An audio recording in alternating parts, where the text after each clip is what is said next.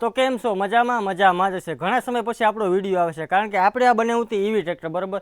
પણ આ ટ્રેક્ટરમાં આપણે જોયું જમાવટ આવી નહીં, કારણ કે આમાં છે ને ભાઈ પાવરવાળી મોટર ફિટ કરેલી છે, ડબલ બેટરીવાળી, બરાબર. પણ જો એટલો આપણે પાવર જોતો ને ટ્રેક્ટરમાં, એટલો પાવર આપણે એમાં મળ્યો નથી, બરાબર. ને આપણે છે ને ભાઈ એક્સપર્ટ કંઈક અલગ છે ને, ટૂંકમાં એક્સપેરિમેન્ટ કરવામાં આપણે એક્સપર્ટ છે, બરાબર. તો હવે આપણે છે ને આમાં આપણે ફિટ કરવાનું છે બાઇકનું એન્જિન, પેટ્રોલ એન્જિન આપણે ટ્રેક્ટરમાં ફિટ કરી અને આ ટ્રેક્ટર આપણે બનાવવાનું છે મોસ્ટ પાવરફુલ ટ્રેક્ટર. તો આમાં જે બધો સામાન લાગેલો છે ભાઈ, જેમ કે આમાં ડબલ બેટરી છે, પ્લસ આની એવી મોટર છે, બધું આપણે સામાન બરાબર કાઢીને આમાં આપણે બેહાડવાનું છે એન્જિન, એ પણ બાઇકનું. તો છે ને ભાઈ આ બધો સામાન છે ને આપણે પહેલાં છે ને બરાબર કાઢી નાખીએ.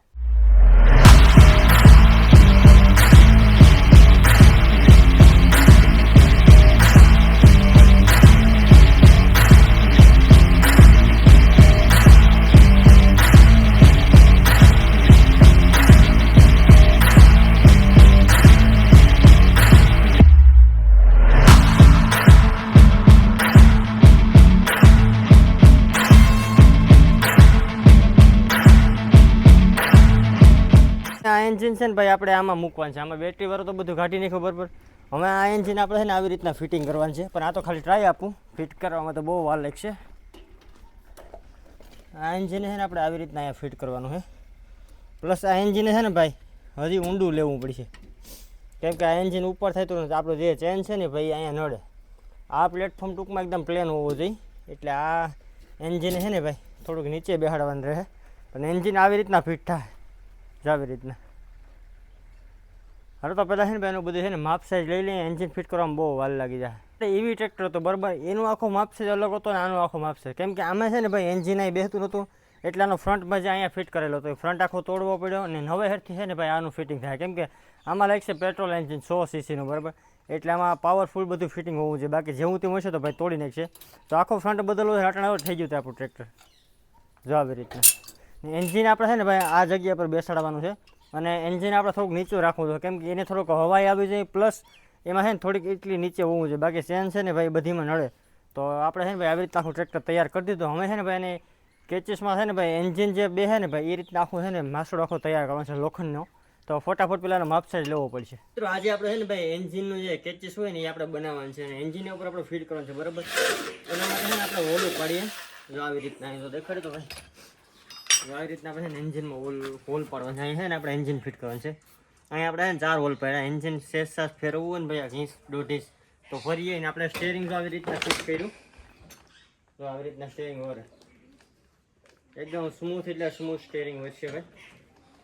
આ રીતના આપણું સ્ટેરિંગ ને બધી સિસ્ટમ ફિટ કરી ગઈ છે. તો અહીંયાથી આપણે સ્ટેરિંગ છે ને બીજું બધું માસડું અહીંયા ફિટ કરી ગયું છે.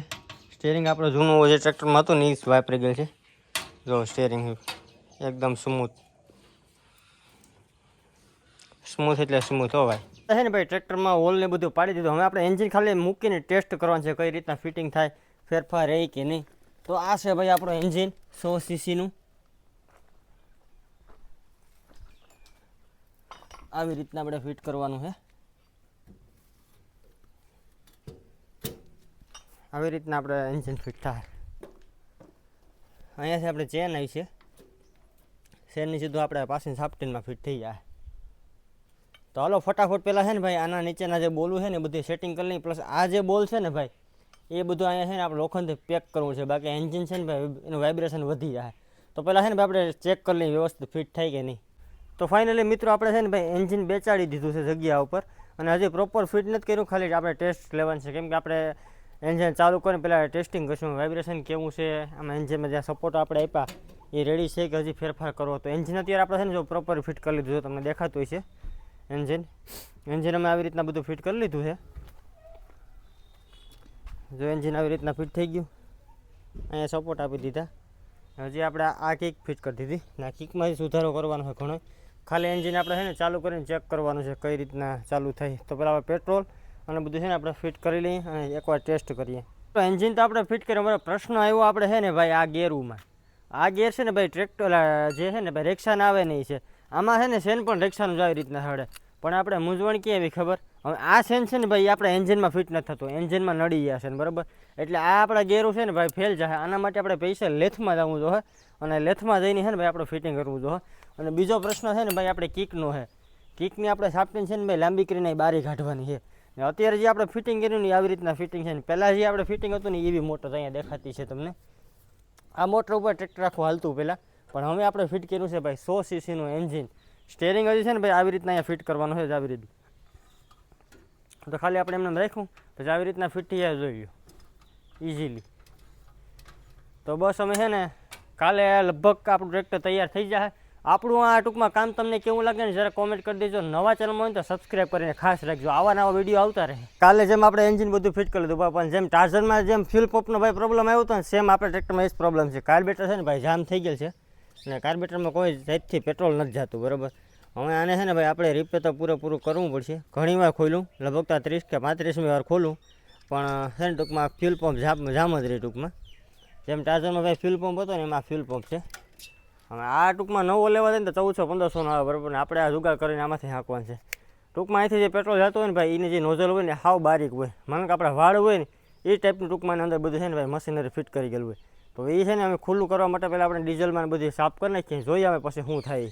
ફાઇનલી ભાઈ આપણે એન્જિન ફિટ કરી દીધું, બધું પ્રોપર ફિટ થઈ ગયું. હવે આપણે છે ને તેને ફિટ કરી દીધું જોઈ લો. પણ હવે મેઇન પ્રશ્ન આનો છે એનું કાર્બેટર છે ને ભાઈ ચાલતું નથી એટલે એ રિપેરિંગમાં ટ્રાય કરી પણ રિપેર થાય એમ છે નહીં. તો અમે એકથી જુગાડ કરીએ આ ટાઈપનું મળી જાય ને કાર્બેટર તો નાખી દે હું, બાકી પછી નવું નાખવું પડશે. નવું હશે 1500-2000 આસપાસનું. તમે ક્યાંક ગોતીએ સેકન્ડમાં મળી જાય તો આમાં યુઝ આપણે ઓછું કરવાનું છે.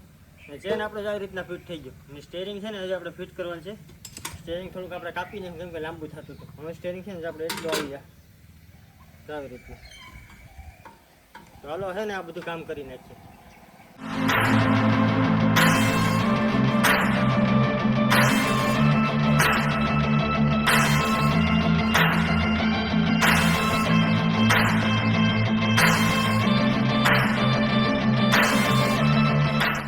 ફાઇનલી આપણું ટ્રેક્ટર તૈયાર થઈ ગયું પણ હાવ તૈયાર નથી થયું. એન્જિન ફિટ થઈ ગયું બરાબર, સેન્સર ફિટ થઈ ગયા, બ્રેક ફિટ થઈ ગઈ, બધી વસ્તુ ફિટ થઈ ગઈ પણ કાર્બેટર રિપેરિંગ હજી કરવાનું બાકી જોઈ લ્યો. અહીંયા બધું ફિટ, આની તો બાટલો ચડાવ્યો.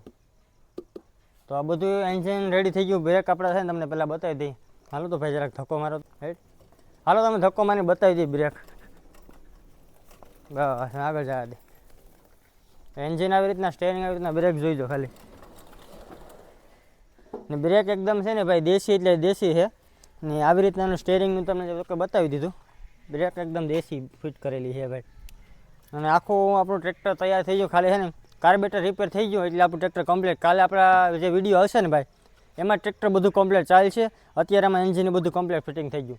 તો આજનો આ વિડીયો તમને કેવો લાગ્યો જરાક કોમેન્ટ કરી દેજો. અને હા ખાસ ચેનલને સબસ્ક્રાઈબ ના કરીને તો કરી લેજો, કેમ કે નેક્સ્ટ વિડીયો જે આવી છે ને ભાઈ પાર્ટ એમાં તો તમારે છે ને ફૂલ એટલે ફૂલ મોજ છે. તો ચેનલને સબસ્ક્રાઈબ કરીને રાખજો અને આજનો વિડીયો આપણે અહીંયા સમાપ્ત કરીએ.